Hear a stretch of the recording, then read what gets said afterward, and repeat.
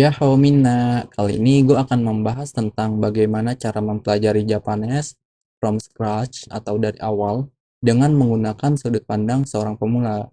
Pemula yang gue maksud di sini adalah tiada lain dan tiada bukan, yaitu diri gue sendiri. Karena kebetulan akhir-akhir ini gue sedang mempelajari bahasa tersebut.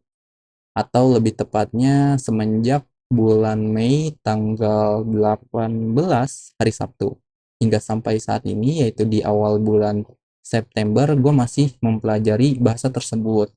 Sekiranya kurang lebih sudah 3 bulan lamanya gue belajar Japanese. Oleh karena itu, seandainya penjelasan yang gue sampaikan terdapat keliru atau kesalahan di dalamnya, teman-teman bisa langsung untuk mengkoreksinya.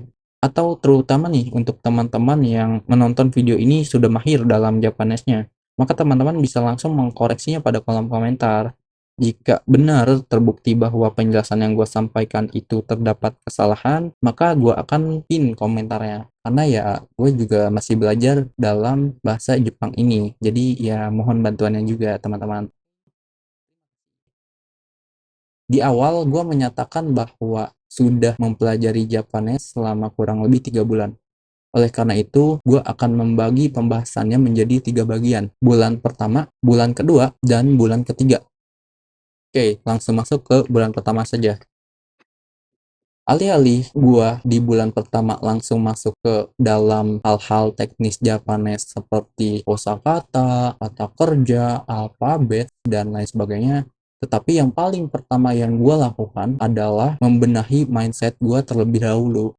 Maksudnya gini, terlepas daripada gua sudah mengetahui beberapa kosakata yang mana sumbernya beragam banget ya, bisa dari anime yang gue tonton, musik yang gue dengarkan, atau dari hal-hal berbau Jepangan lainnya. Tetapi meskipun demikian, gue melakukan pembenahan mindset terlebih dahulu, yaitu gue mengkosongkan gelas yang gue punya. Dalam artian, gue menganggap atau membuat asumsi bahwa gue sama sekali nggak tahu tentang bahasa Jepang ini. Mengapa demikian? Gue melakukan hal tersebut karena seandainya gue tidak melakukan hal tersebut, nantinya gue seolah-olah akan merasa sok tahu sekali dengan bahasa Jepang ini.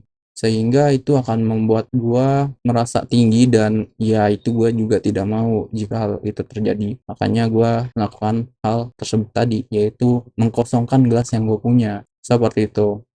Barulah setelahnya gua membenahi mindset yang gua miliki, gua masuk ke hal-hal teknisnya.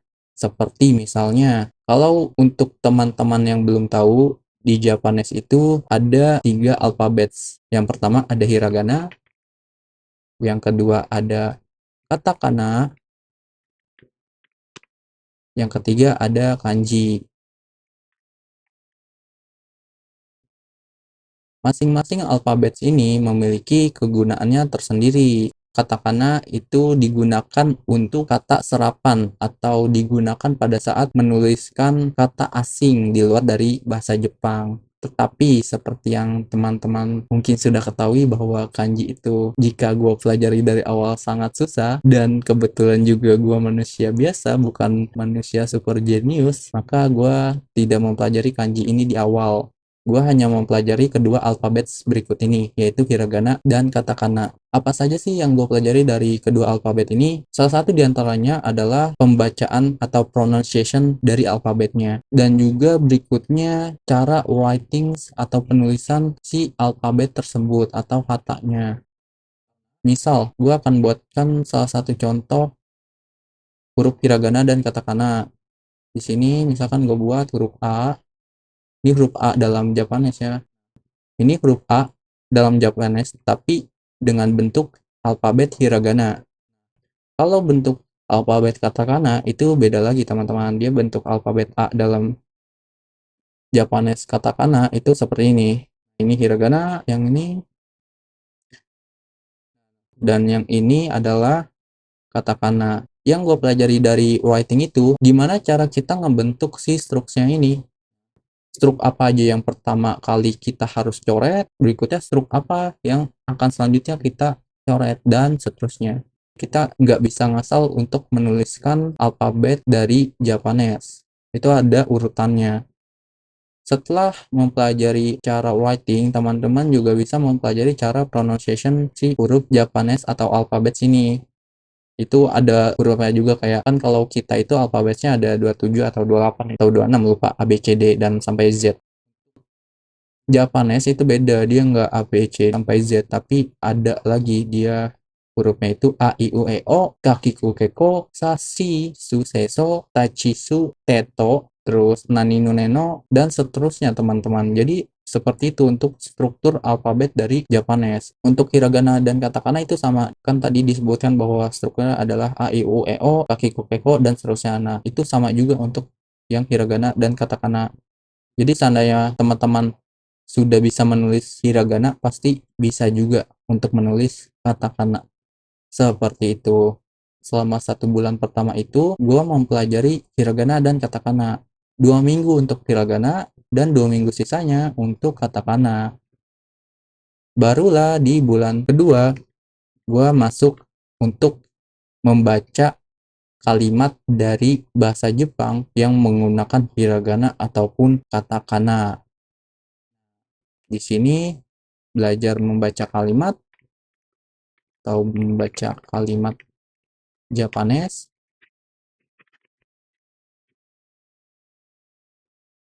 Sebenarnya ada banyak sumber yang bisa teman-teman cari untuk belajar membaca kalimat Japanese. Hanya saja untuk sumber yang gua pelajari itu adalah dari buku, yaitu adalah buku berikut ini.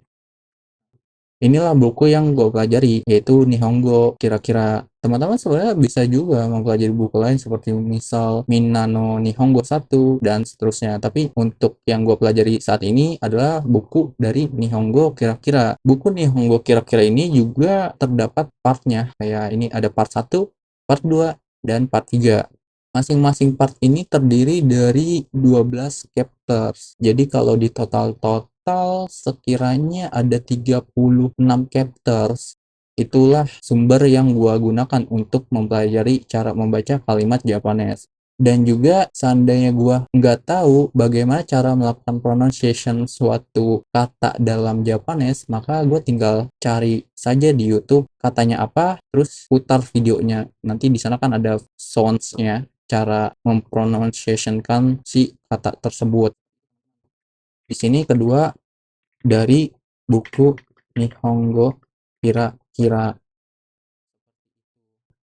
Bulan kedua ini gue masih membaca dalam bentuk hiragana dan katakana, belum masuk kepada kanji sama sekali di bulan kedua.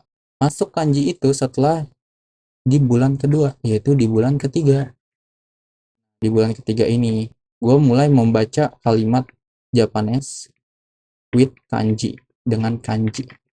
Jadi selain daripada gue membacanya dengan hiragana, itu gue cari tahu kanji dari kata ini tuh apa. Habis itu gue catat kanjinya dan terus gue ulangi seperti itu seandainya gue menemukan kotoba atau kosakata baru dalam Japanese. Gue cari hiragananya apa, artinya apa, dan kanjinya apa. Lalu juga digunakan pada saat situasi apa dan bagaimana. Untuk teman-teman yang ingin mempelajari cara hiragana writing, gue mempelajarinya dari sini sih. Teman-teman bisa ke channel ini aja, ini channel Takumi.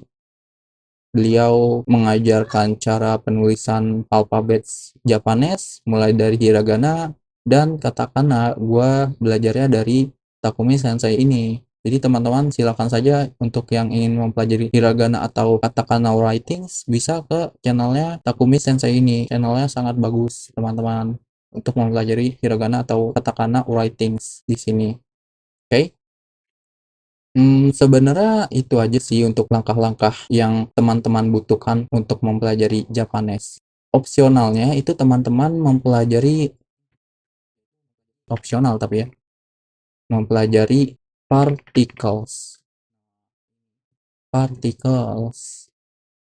Particles itu ada banyak, ada particles wa, ga, de, ni, dan lain sebagainya, ada banyak. Dan juga teman-teman harus perhatikan cara si partikelnya ini bentuknya gimana. Kayak misal partikel wa itu kan dibacanya adalah wa, secara kita mempronunciationkannya itu wa. Tapi dalam penulisannya wa itu ditulis dengan huruf h. Misalnya gue ingin membuat kalimat watashi wa, gue menulisnya seperti ini menggunakan hiragana ha, tapi sebenarnya ini adalah partikel wa. Atau partikel lain yang teman-teman harus perhatikan juga hurufnya adalah partikel e. Itu dibacanya e. Dalam hiragana huruf e itu kan seperti ini. Tapi ketika dia jadi partikel, teman-teman juga harus memperhatikannya bahwa huruf e dalam konteks partikel itu bukan ditulis e, melainkan dia ditulisnya pakai he. He. Ini kan ada ha, hi, fu, he, ho. Dia ditulisnya pakai huruf he ini. Jadi kurang lebih seperti itu. Untuk ketika teman-teman mempelajari partikel itu harus diperhatikan juga dia bentuknya apa. Karena nggak semua partikel itu bentuknya sama. Contohnya kayak partikel D itu tetap ditulisnya D, atau partikel ni, dia tetap ditulisnya ni. Seperti itu. Jadi ada partikel yang penulisannya beda dari cara pronunciation-nya. Ada juga partikel yang penulisannya sama dengan cara kita melakukan pronunciation-nya. Kenapa gue bilang opsional untuk partikel ini ketika mempelajari Japanese di awal? Sebenarnya tergantung. Bukan opsional, it depends. It depends. It depends-nya gimana? Tergantungnya dalam kondisi apa dan seperti apa. Jadi ketika seandainya teman-teman itu mengikuti, banyak kan tuh ada kursus Japanese.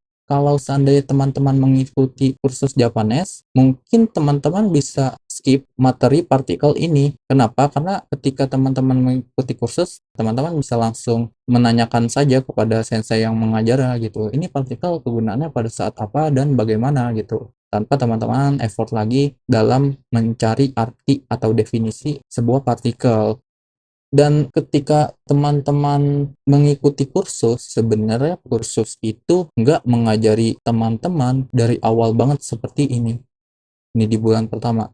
Karena biasanya kursus itu nggak mengajari hal-hal basic kayak hiragana dan katakana. Kursus itu, kalau teman-teman tahu, sejenis bootcamp. Kursus itu sama dengan bootcamp kalau teman-teman tahu.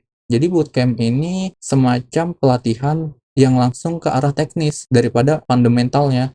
Sama juga kayak kursus Japanese, itu biasanya ya, dalam kursus itu yang sejauh gua temui sampai saat ini, mereka langsung loncat ke bagian sini, di bagian yang membaca kalimat Japanese. Kursus-kursus itu nggak mengajarkan teman-teman bagaimana cara penulisan hiragana, katakana gitu, itu nggak diajarin. Jadi sangat direkomendasikan kalau misalkan teman-teman ingin mengikuti kursus itu mempelajari alfabet hiragana dan katakana terlebih dahulu gitu. Seandainya teman-teman sudah mempelajari hiragana dan katakana, barulah teman-teman bisa mengikuti kursus ini nih, bisa mempertimbangkan mau ikut kursus atau tidak. Tetapi untuk teman-teman yang mempelajari Japanese secara otodidak, itu disarankan banget untuk mempelajari materi particles ini. Dan untuk mempelajari materi particles ini seru juga kok, nggak membosankan. Contohnya kayak partikel D, ni itu bedanya apa? Karena kan sebenarnya partikel D sama ni itu sama-sama berarti di, tapi di-nya ini digunakan pada saat kondisi apa dan bagaimana situasinya. Itu berbeda. Atau contohnya kayak partikel wa sama ga, itu bedanya apa, bagaimana kita menggunakannya pada saat apa dan seperti apa. Jadi kurang lebih seperti itu teman-teman, hal-hal dasar ketika teman-teman ingin mempelajari Japanese. Ya sekian sih, sebenarnya itu aja kalau teman-teman ingin mempelajari basic dari Japanese. Seandainya basic ini sudah dapat, teman-teman bakal gampang untuk loncat ke level berikutnya.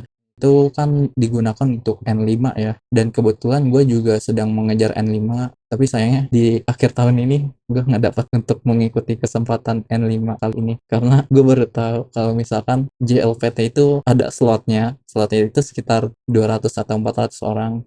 Jadi gue kira itu nggak ada slotnya, makanya gue ya udah gitu, mau daftar kapan aja gue pikir bisa. Dan selain daripada itu, gue sebenarnya juga lupa kalau misalkan ada pendaftaran JLPT.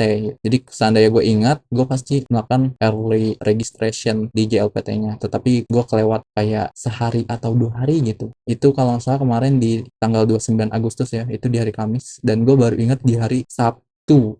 Ya di hari Sabtu gue baru ingat kalau misalkan pendaftaran JLPT udah buka dan gue lihat websitenya ternyata sudah penuh slotnya. Jadi ya sudah deh, nggak masalah karena gue bisa punya banyak waktu juga untuk lebih melakukan eksplorasi dalam Japanese ini. Oke, segitu saja teman-teman semuanya. Semoga bermanfaat. Ja, mata aimashou on the next video. See you, goodbye. Sampai jumpa. Bye-bye.